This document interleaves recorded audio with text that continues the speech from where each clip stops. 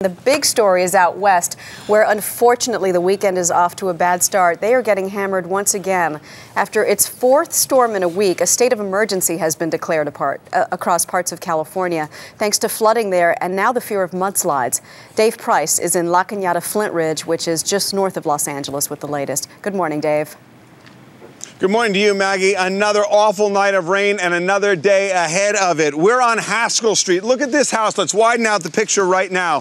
This house was renovated 2 years ago. This is forcing people, all this rain is forcing people to improvise. This was in the back of the house. They've removed all the dirt because mudslides can happen at any moment, and this can become a wall of mud moving at 35 miles per hour. They were afraid it would knock down the house, so they brought it around to the front, but that's not stopping the mud from coming around the side of the house right now, and this scene is repeated in the foothills, the areas which were burned so badly just a short time ago. The rain continues, and even when it stops, the danger is still here.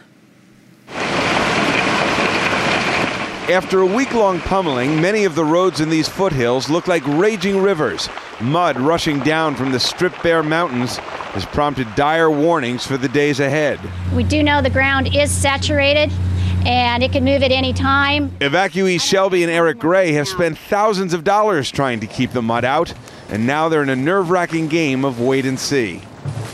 The house could be buried, or our backyard could be buried. So we're just hoping that something like that doesn't happen. But experts say debris flow will happen in many burn areas. It's thousands and thousands and thousands of truckloads of material.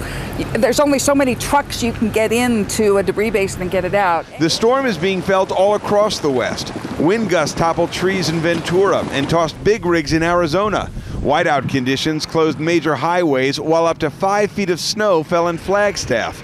Meanwhile, Southwest Airlines had to cancel hundreds of flights. That's what we woke up to. South of San Francisco, 20 feet of cliffside crumbled under heavy rains, leaving Rick Jenkins on the edge of nowhere. I went to bed. We had a sidewalk and a railing out there. We still had some real estate of the bluff left. We heard a loud noise, and we look out our window, and everything's gone.